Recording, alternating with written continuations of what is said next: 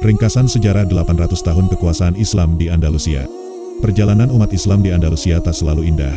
Ada masa kemajuan, ada pula ringkasan. 800 tahun itu dihiasi dengan masa perkembangan ilmu pengetahuan, juga masa perpecahan. Bahkan di akhir cerita terjadi peristiwa yang sangat mengerikan. Mereka dibantai, diusir dari Andalusia, dan dipaksa murtad. Pada tulisan kedua ini, kita akan membaca bagaimana perjalanan umat Islam di Andalusia pada periode ke-6 hingga persahabatan. Periode ke-6, periode kekacauan dan runtuhnya Khilafah Umayyah, 399 sampai 422 Hijriah. Pada periode ini, Andalusia silih berganti dipimpin oleh khalifah yang lemah. Wibawa Daulah Umayyah pun jatuh. Tak ayal peristiwa ini memunculkan rentetan masalah, dimulai dengan adanya seruan dari sekelompok orang untuk membantu kaum Nasrani di utara dalam memerangi kerajaan.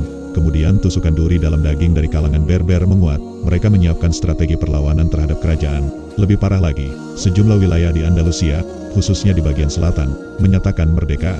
Kemudian muncullah negara yang kuat, mereka dikenal dengan Daulah Bani Hamud.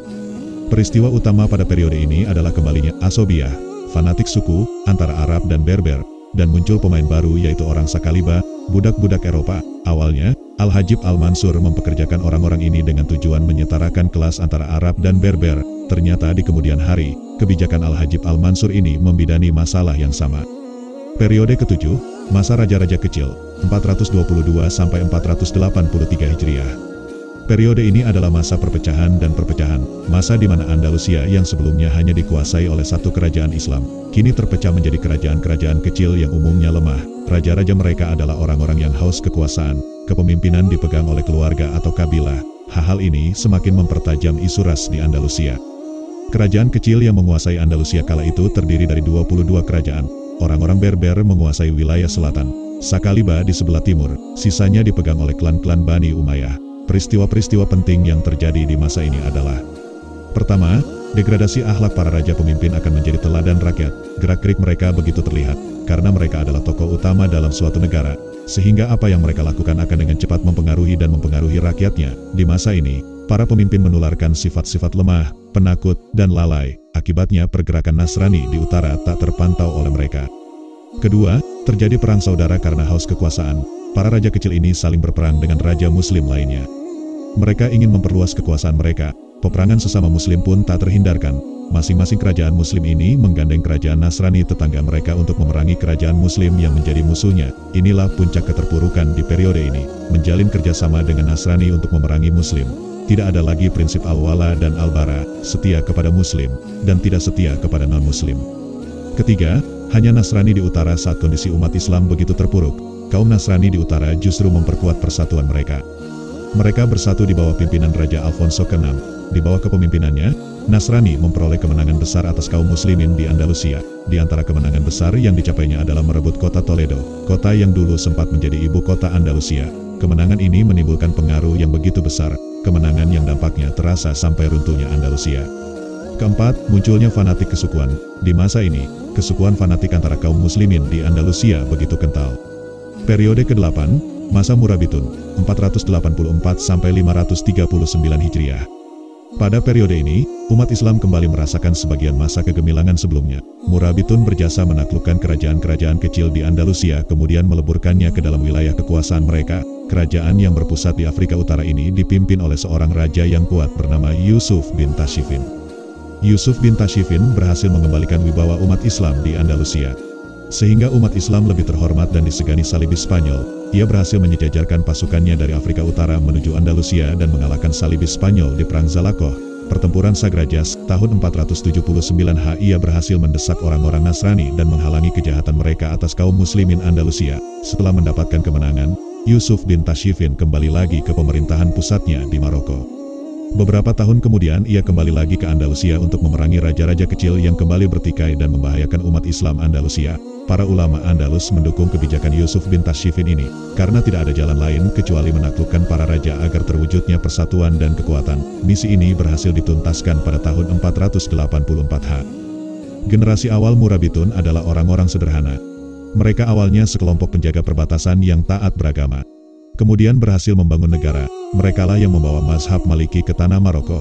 Mereka cukup berhasil menegakkan pemerintahan yang berjalan di atas syariat. Namun kejayaan kerajaan ini tidak berlangsung lama. Murabitun menghadapi pemberontakan Ibnu Tumar, seorang yang mengaku Mahdi. Kelompoknya disebut dengan Muwahhidun. Kelompok ini juga berada di Maroko. Mereka mulai melakukan pemberontakan pada tahun 515 hingga berhasil mengkompilasi Murabitun pada tahun 539 Hijriah. Periode ke-9, masa Muwahhidun, 539 sampai 630 Hijriah. Orang-orang Muwahhidun adalah para pengikut Mahdi palsu, Muhammad bin Tumar. Mereka melawan Murabitun kurang lebih selama 25 tahun, hingga akhirnya Murabitun runtuh pada tahun 539 Hijriah. Mereka pun mendapat warisan kerajaan yang besar, kerajaan yang kekuasaannya meliputi Maroko dan Andalusia. Setelah berkuasa, mereka memaksakan akidah mereka pada rakyatnya, akidah yang merupakan percampuran Mu'tazilah, Jahmiyah, Ahlu Taktil, dan Asariyah.